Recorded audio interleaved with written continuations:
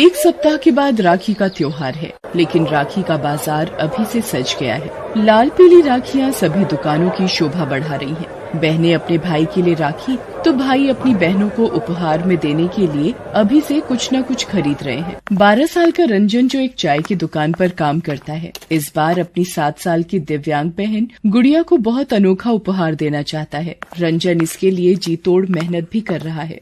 अरे भाई, और कितनी देर लगेगी चाय में? अरे जल्दी लाओ यार। रंजन अपने हाथों में चाय की प्याली लिए उन ग्राहकों के पास आता है। ये लीजिए साहब, गर्मा गर्म चाय। रंजन के दिन की शुरुआत अलग अलग घरों में न्यूज़पेपर डालने से होती है। उसके बाद 10 बजे तक वो चाय की दुकान में आ जाता, फिर रात के 9 बजे तक यहीं रहता। उम्र उसकी भी ज्यादा नहीं थी। सुबह से रात तक वो अपना पसीना बहा रहा था ताकि अपनी बहन को राखी पर उपहार दे सके। गुड़िया रंजन की सगी बहन नहीं है। आज से 3 साल पहले की बात है। रात के 10 बज रहे थे। रंजन पूरे दिन काम करके बहुत थक गया था और वो फुटपाथ किनारे बैठा पाव खा रहा था।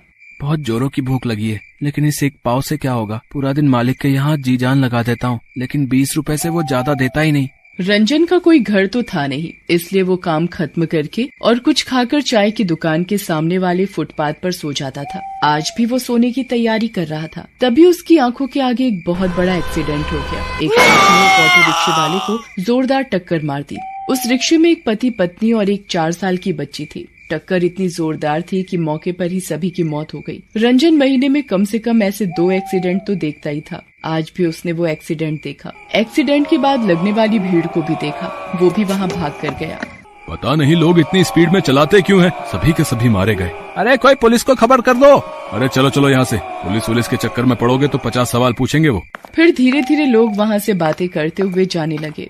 रंजन भी वहाँ से जाने लगा। तभी उस छोटी लड़की के शरीर में हलचल हुई। वो रोते हुए कहने लगी, बाबा बाबा। रंजन ने जैसे ही उस लड़की की आवाज सुनी, उसके कान खड़े हो गए। उसने देखा कि वो छोटी सी लड़की अर्ध बेहोशी की हालत में है। उसका एक पैर रिक्शे के नीचे दबा हुआ है। रंजन ने जैसे ही ये देखा, वो उसे निकालने की कोशिश करने लगा। कितना भारी है ये, जरा सा भी हिल नहीं रहा।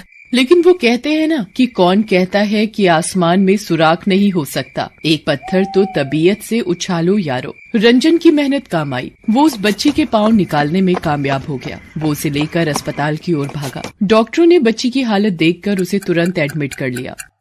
इसकी हालत तो बहुत खराब है। कौन है ये बच्ची तुम्हारी? डॉक्टर साहब, मेरी तो कोई नहीं है। सड़क पर एक्सीडेंट हुआ था, उसी में ये घायल हो गई थी। शाबाश, तुमने बहुत नेक काम किया है।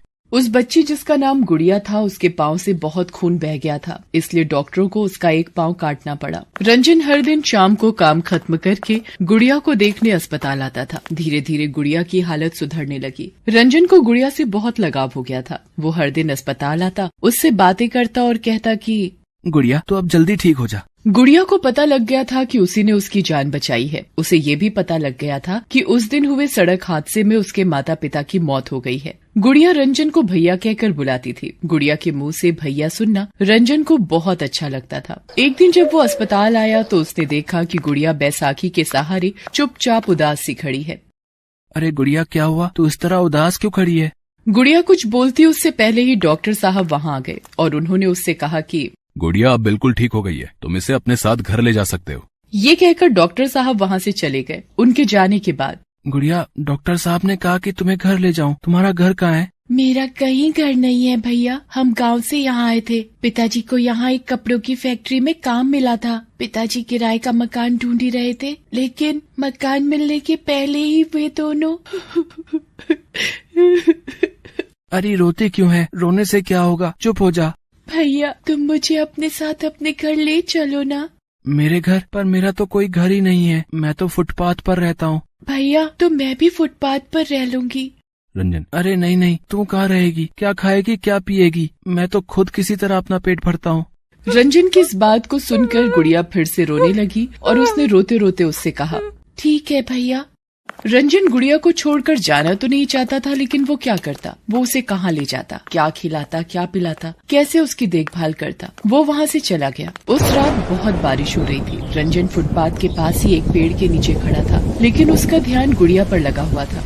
मैंने गुड़िया के साथ अच्छा नहीं किया। मुझे उसे अकेले छोड़कर नहीं आना चाहिए था। मेरे जैसा ही उसका भी दुनिया में कोई नहीं है। वो बेचारी कहाँ जाएगी? रंजन बारिश में भागता हुआ अस्पताल की तरफ जाने लगा, लेकिन अस्पताल पहुंचने के कुछ दूर पहले ही उसे गुड़िया दिख गई। वो बेचारी भी सड़क के किनारे एक पेड़ के नीचे बारिश से छिपने के लिए खड़ी थी। वो भागकर उसके पास गया। तेरा भैया बिल्कुल भी अच्छा नहीं है, तुझे इस तरह छोड़कर चला गया। नहीं भैया, आप बहुत ही अच्छे हो। तूने कुछ खाया है? नहीं भैया, मुझे तो बहुत भूख लगी है। रंजन ने अपनी जेब में देखा, 5 रुपए पड़े थे। सिर्फ 5 रुपए ही है मेरे पास, बिस्किट खाएगी तू? कुछ देर बाद बारिश बंद हो गई। रंजन ने उन पैसों से बिस्किट खरीदा और गुड़िया को खाने को दिया। उस रात गुड़िया भी उसके साथ ही फुटपाथ पर सोई। लेकिन धीरे धीरे रंजन को गुड़िया का इस तरह बाहर रहना अच्छा नहीं लगने लगा, इसलिए उसने न्यूज़पेपर बेचने का काम भी शुरू किया। फिर 750 रुपए किराए पर एक बहुत ही छोटा सा कमरा लिया। यही नहीं, उसने चाय की दुकान के मालिक से भी कहा कि वो उसके पैसे थोड़े बढ़ा दे। उसने उसके पैसे भी बढ़ा दिए। एक दिन, देख गुड़िया, मैं तो पढ़ नहीं सका ना, अब लगता है कि पढ़ पाऊंगा, लेकिन तू पढ़ेगी, मेरी जैसी नहीं रहेगी। रंजन ने गुड़िया का दाखिला एक स्कूल में करवा दिया। वो पढ़ने में बहुत होशियार थी। कभी कभी तो वो रंजन को भी कुछ न कुछ सिखाती, लेकिन उसका स्कूल बहुत दूर था। बैसाखी के सहारे चलकर जाने में वो बहुत थक जाती थी। इसलिए रंजन ने इस रक्षाबंधन पर उसे 3 पहिया हाथ वाला साइकिल देने का सोचा था। राखी से एक दिन पहले की बात है। रंजन ने गुड़िया को कहा कि वो, गुड़िया तू शाम को चाय की दुकान पर आ जाना, फिर हम दोनों कहीं जाएंगे। आ जाऊंगी भैया, वैसे भी मुझे आपके लिए राखी खरीदनी है। वैसे हम जाएंगे कहाँ? रंजन ने ये नहीं बताया था कि वो उसे 3 पहिया साइकिल देने वाला है। लेकिन जैसे ही गुड़िया शाम को चाय की दुकान पर पहुंची, उसकी तो रूह कांप गई। न जाने चाय की दुकान में कैसे आग लग गई थी। रंजन आग की लपटों में घिरा हुआ था और बचाओ बचाओ की आवाज लगा रहा था। बचाओ बचाओ, अरे कोई मुझे बचाओ। लोगों ने भीड़ तो बहुत लगा रखी थी, लेकिन कोई उसकी मदद को नहीं आ रहा था। आवाज लगाता लगाता वो बेहोश हो गया। गुड़िया ने जैसे ही ये सब देखा, वो आग की परवाह किए बिना दुकान में चली गई और अपने भाई को बाहर ले आई। हालांकि उसे बचाने में गुड़िया थोड़ा जल भी गई थी। रंजन भी जल गया था। फिर गुड़िया उसे लेकर अस्पताल पहुंची। रंजन की हालत को देखकर तुरंत ही उसका इलाज शुरू हुआ। 24 घंटे बाद उसे होश आ गया। होश में आने के बाद उसे पता लगा कि किस तरह उसकी छोटी बहन ने उसकी जान बचाई है। गुड़िया, राखी पर तो भाई अपनी बहनों की रक्षा का वचन देते हैं। तूने तो अपने भाई की ही जान बचा ली। देखना, मेरी ऐसी हालत हो गई है कि तेरा भाई तुझे कुछ दे भी नहीं पाया। वो ये कह ही रहा था कि गुड़िया ने अपने कपड़े का एक छोटा सा टुकड़ा फाड़ा और उसकी कलाई पर बांधते हुए कहा कि मुझे कुछ नहीं चाहिए भैया, बस आप ठीक रहे। मेरे लिए यही सबसे बड़ा राखी का उपहार है। रंजन ने अपनी कलाई पर बंधी उस अनोखी राखी को देखा और उसे कहा कि तू दुनिया की सबसे अच्छी बहन है। और गुड़िया ने कहा कि आप सबसे अच्छे भाई। दोस्तों, आप सभी को भाई बहन के इस पवित्र त्योहार रक्षाबंधन की दिल से शुभकामनाएं। हेलो दोस्तों, कैसे हैं आप सब? हमारी कहानियाँ देखने के लिए हमारे चैनल को सब्सक्राइब कीजिए और हाँ, बेल आइकॉन पर क्लिक करना मत भूलिएगा।